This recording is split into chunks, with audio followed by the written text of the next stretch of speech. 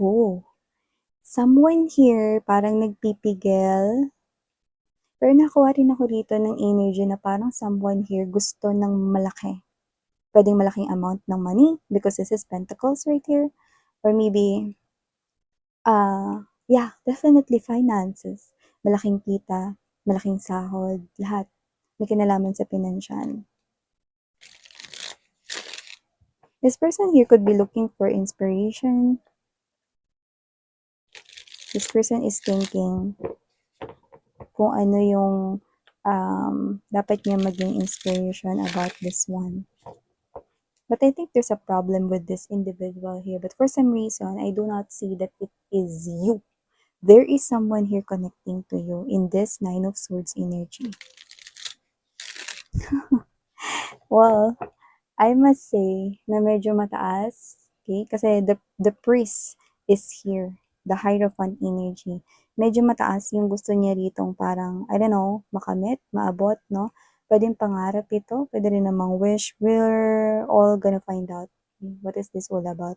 But someone here wants something high salary, high income, high money, whatever. Pero alam mo, nakuha ko rin yung energy na parang siyang high. Nagde-daydreaming about something here. At hindi po masama ang pagde-daydreaming ha, pero parang feeling ko may something off sa energy niya at yun yung aalamin natin. Okay?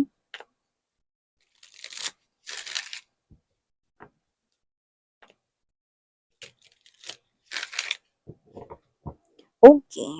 Let's go ahead and check this out.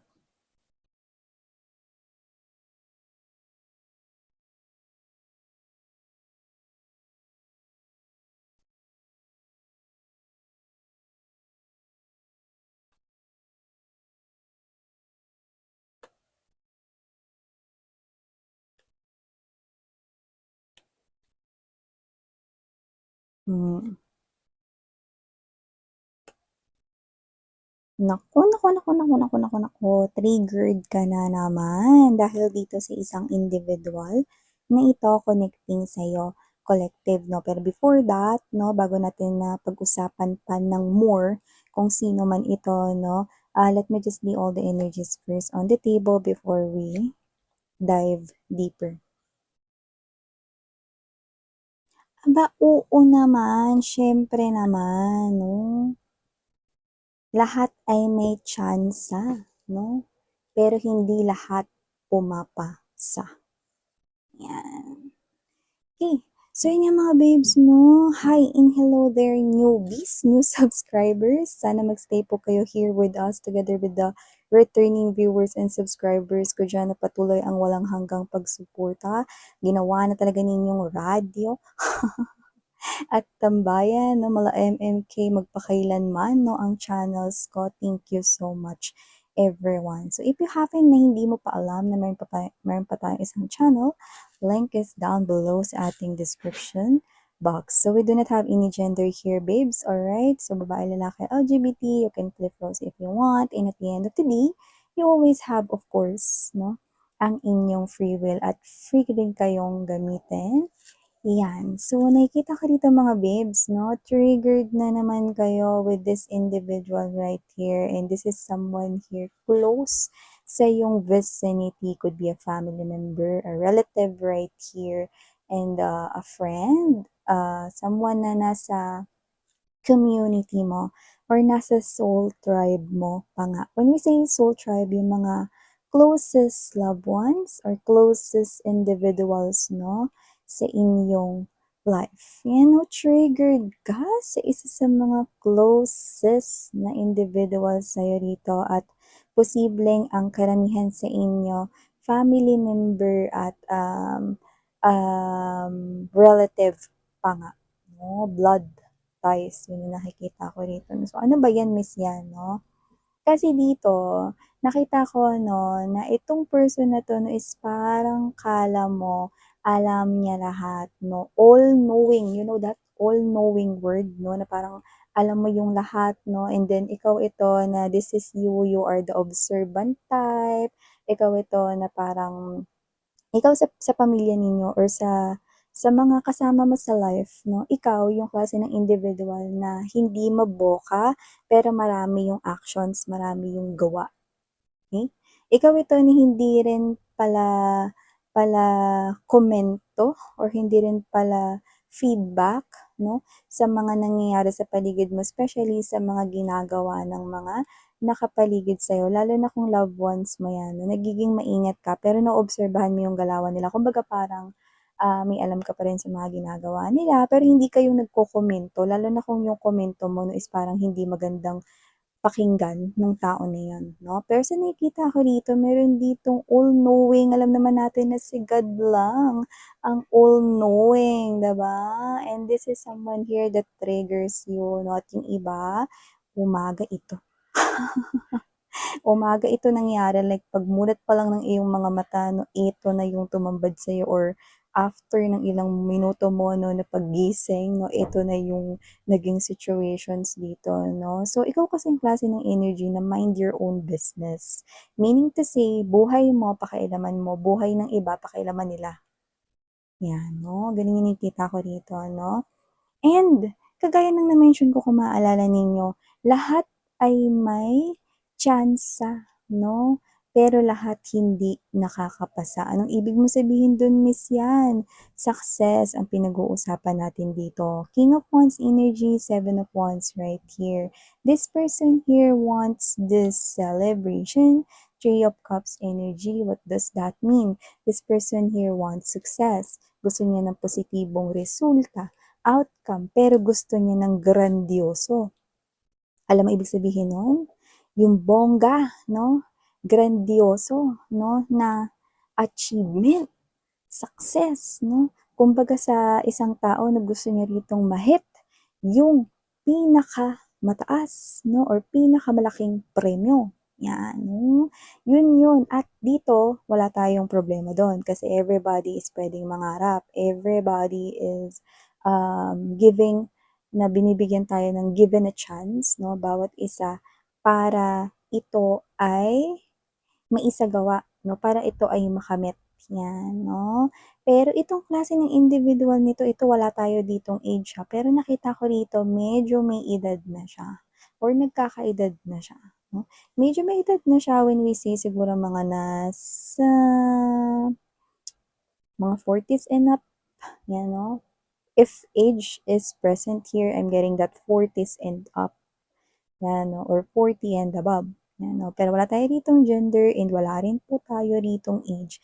But I'm getting the energy here na parang alam niya yung lahat, ganito, na parang dito, no, mga babes, no, with this Page of Swords energy right here, no, and there's this Eight of Swords, no, and there's this Three of Cups, no, mabilis siyang ma-excite sa isang bagay, pero mabilis rin mag-lie down yung excitement niya, which means, I think this person here, no, para siya ditong grasshopper na, kunwari, kaka-hire niya lang sa isang work and then siya ito no na naiba yung posisyon niya or parang siya ito na destino sa malayo, like out of his or her control, no?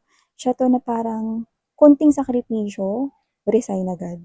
Yan, no? And ganun yung nangyayari. At dito nakita ko, ito wala tayo rito talagang specific, pero I'm gonna tell this, no? Parang may pamilya na ito, pamilyado pa itong tao na to, no? Tapos, pag pamilyado ka, hindi ka dapat talon ng talon. Diba? Hindi ka dapat talon ng talon na parang tipaklong sa kung saan-saan. Kasi may pamilya kang sinusuportahan. No? Kahit na sabihin na natin may trabaho yung asawa mo, may kaya niyong sustentuhan at kayang pag-aralin sa lahat ng private school ang mga anak ninyo, ikaw pa rin ang dapat na umalalay, tumulong sa kanya. Pero lipat to ng lipat ng trabaho. Mabilis po kasi siya rito, mga babes, no, na mawalan ng interest sa isang bagay, lalo na kapag nagiging challenging at mahirap na ito.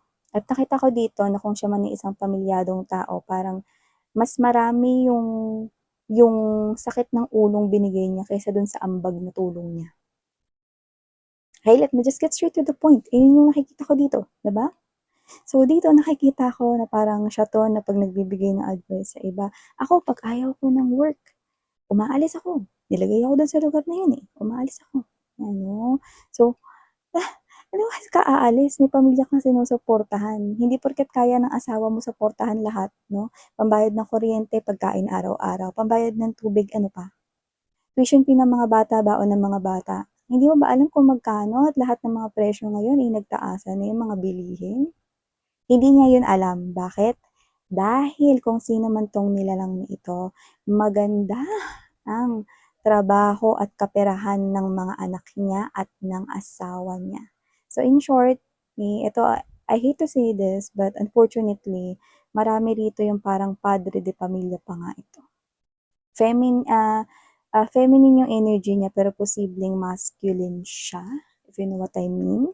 So, maaring for most of you, ang nagti-trigger dito sa inyo is a masculine energy pero yung energy niya 'no is parang feminine kasi alam mo yung parang okay, mabilis kang ma-excite sa isang bagay pero 'pag nahirapan ka na, boom, anana, gano'n 'no. So, kung sino man 'tong energy na 'to 'no, na-excite na naman siya rito. Pero tandaan mo yung minention ko, wala na siya dun at posibleng wala na siya dun sa age na puwede kang mag-work kung saan-saan, okey, ng magpalipat-lipat kasi posibleng 40s and up na siya rito. Well, sad to say, if you are living in the Philippines, okey, not every company that you wanna enter with or lahat ng gusto mong applyan ng trabaho is maa-applyan mo kahit na lampas ka na dun sa age limit nila. Because every company also has this policy and right guidelines, no, to choose kung sino yung mga gusto nila na qualified na umenter ng kanilang company, okay? So, nakita ko dito that this person right here, kampante lang siya, no, pero nai-stress siya dito, wala siyang kaperahan eh, no? Pero this person here, na posibleng ito siya na meron siya nakikita ritong jackpot kuno, no? Bigyan ko kayo ng example, mga babes. Posible nga nakikita nito either loto, pero I think more than that. Posibleng other na parang malaki yung kitaan. Sabihin na natin, let's say, content creators. Okay? Content creators will be the perfect example on this one. Okay? So, nakikita niya rito, siguro may mga napapanood siya rito sa mga channels, sa mga social media applications, ng sobrang daming mga views, sobrang daming mga followers, sobrang daming mga likes, and siguro nababanggit na kapag nandun ka, tututututututututut, nakakita ko na sunod-sunod na mga star. Bingo! Ang laki ng pera, milyon-milyon. Well, I can definitely say that if you are really a successful blogger or a content creator, talagang plakado na aabot ng milyon at mahi-hit mo yung jackpot. Okay? But I will definitely tell you that, okay, hard work is a must. Eh siya, hindi po siya matiyaga sa trabaho. Kaya siguro naiinis ka 'no, kasi yung energy mo yun yung nasasagap ko dito, eh, 'no. Hindi siya matiyaga sa trabaho 'no, hindi siya gano'n ka-willing, okey sige, sabihin na natin, oo, naiinis siya kasi wala siyang ginagawa, nabo-boring siya. Pero yung more likely na sabihin mong susuportahan niya yung family niya, I don't think so. Because this energy right here, I do feel like na kahit na mga nasa may edad na siya, para pa rin siya ritong immature 'no, para pa rin siya ritong alagain 'no. Tapos sakit pa siya sa ulo rito, yung nakita ko rito, 'no. Parang ang dami niya pa rito na dahil wala siyang pera 'no, hindi siya nanghihingi pero posibleng may mga nababanggit siya, nagse-self-pity siya minsan, minsan naiinis ka na rin, yung nakikita ko rito 'no. So ngayon may parang naiisip siya rito, may confidence akong nakikita sa kanya na meron na naman siyang gustong simulan. Okey lang yun, pero kasi kailangan matiyaga ka diyan. I'm going to tell you, okey? Those na mga nakakuha ng mga milyon na pumapasok sa kanilang account 'no, is the well-known, mga artista, mga singer 'no, and they're very consistent. Even one video or even one na in-upload nila kahit ano, mabilis na ito ay magte-trend and money is coming in. Ayun yung alam niya, eh, but everybody kailangan ng hard work dun. You think makakuha ka na kaagad ng money if you do not have any supporter? Okay? You need to earn their trust. One person will definitely like you, follow you, subscribe to you if they connect with you, if they like you. if they, okay, feel like na parang enjoy ako 'pag pinapanood ko 'to 'no, 'yan. And may mga requirements 'yan kagaya ng isang paghahanap ng job. Now, this person here, ito na yung tsansa, gagawin niya na ito pero hindi niya, mga babes 'no, nakikita na kailangan mong i-earn ang trust ng bawat isang tao para makuha mo ang kanilang trust 'no, or para mag-stay sila um sa iyong platform 'no, sa iyong channel, whatever, kung ano 'yan, TikTok, whatever, tama? So, may mga gano'n 'no. So, 'yun ay mga pinaghirapan din 'no. Kailangan i-entertain mo sila if you are someone here na comedian 'no, maraming gano'n mga content creators, TikTok 'no, nagpa-flood 'no, 2 million views, in-upload lang wala pang 30 minutes, 'di ba? So, gano'n 'yun 'no. This person here is a normal person here. Wala siya ditong related or blood related with anyone na sikat or whatever, 'no? But the excitement is there, which is very good, 'di ba? Pero ang hindi dun nakikita ko na parang hindi siya ron papasa is yung 'pag sinimulan niya na, sige sabihin na natin na meron siya ditong napiling gagawin, meron siyang video na kinunan, sabihin natin siguro mga sceneries, mga ganyan, 'no? Kung ano yung hilig niya, sabihin na natin gano'n.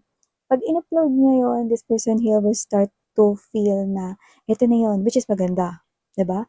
But after the days, would you really expect na papalo na ito agad ng maraming views? No, it's not. You need to put hard work on it. Creativity, you need to talk it out. What is your topic all about? Keep your audience engaged to you. Yun yung kulang sa kanya. Akala niya pagka nag-upload siya rito, 'pag views na agad, pera na agad, milyon na agad. Asan yung tiyaga mo, pre? 'Di ba? I know I'm not your mom right here, but I'm acting like one.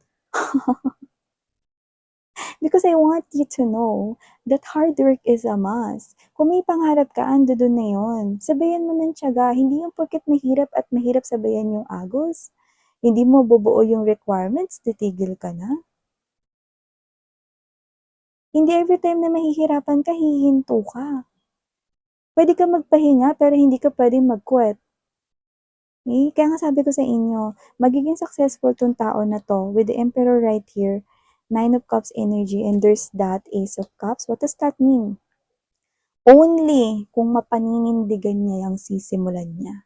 Lahat ng mga nagtatagumpay ay naninindigan at nagsasakripisyo sa umpisa. Ang lahat ng mga katuparan ng kahilingan ay posibleng mangyari at magawa at bubuhos ang biyaya kagaya ng ini-expect niya ritong tons and tons of wealth, money, finances, overflowing, abundance. It's definitely pwedeng mapasa kanya, pero hindi po siya matiyaga. Hindi siya matiyaga. And it will all ended up na, wala naman sa aking nanonood, wala naman sa akin nagvo-views, blah, blah, blah, and then the energy will fluctuate once again. Eto na naman siya, balik na naman siya ulit sa pagiging, puro gano'n na naman, 'di ba?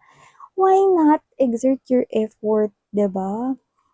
Hard work is a must, hindi puwedeng ikaw si Juan Tamad na nakahiga ka lang do'n ta's hihintayin mo yung bunga na malaglag sa bibig mo, 'di ba? Gano'n yung nakikita ko sa kanya. This person here only do the talk and talk and talk and talk and talk, 'no? Only the mouth is working here, not the actions. Walang strategies, all of this, walang walang concrete na plano. Walang skeleton kumbaga, 'no? Walang skeleton of plans, 'di ba? Yung bahay nga, kailangan may bakal yan, kumpleto serkados yan para maging matibay, 'di ba? Gano'n yun. Kung puro buhangin yan at lumindol, ano na, 'no? Para ka tuloy nasa disyerto, 'pag lumindol naging buhangin na yung bahay mo, 'di ba? Gano'n yung nakikita ko dito. Everybody has a chance to be successful, but only the best ang mananalo dito. Uulitin ko, lahat, ikaw, yung pamilya mo, kung sino man diyan, kaibigan mo, kahit kapitbahay mo, lahat ng tao sa mundo, may tsansa na umangat at ma-receive yang overflowing na mga biyaya na yan, 'no? Lahat may tsansa, lahat may pag-asa, pero hindi lahat nakakapasa At yun ay dahil sa sarili mong kakayahan, tiwala, at kung paano mo paninindigan. Yan. Dahil ang success ay hindi nakukuha ng basta-basta lang. Ito ay tinatrabaho, no? At kay unang-una kailangan mong trabahuhin, no, ang iyong sarili, no? Para ito ay mag-reflect sa lahat ng gagawin mo. Lahat kayo, gusto ko kayo magtagumpay dito. And if this person here triggers you, then bayaan mo siya, 'di ba? Buhay niya naman 'yan. Basta ikaw, just do your own thing, mind your own business. Don't let your energies na maapektuhan itong person na 'to because kailangan niya 'to ma-realize on his or her own. Kung kailan, ewan ko. Okay? Kasi yung iba talaga sa kanila parang mga nasa ano na, lampas age limit na 'pag naglipat-lipat na ng work, eh. 'Yan, eh. I know I may sound na parang nanay niyo. But yeah, thank you so much. Yeah, this is the real talk here. This is the real talk, okay? Okay? So yeah, these are all the messages I've got for you here, sweethearts. Thank you so much for your time here, babe. Muli ako po si Yan.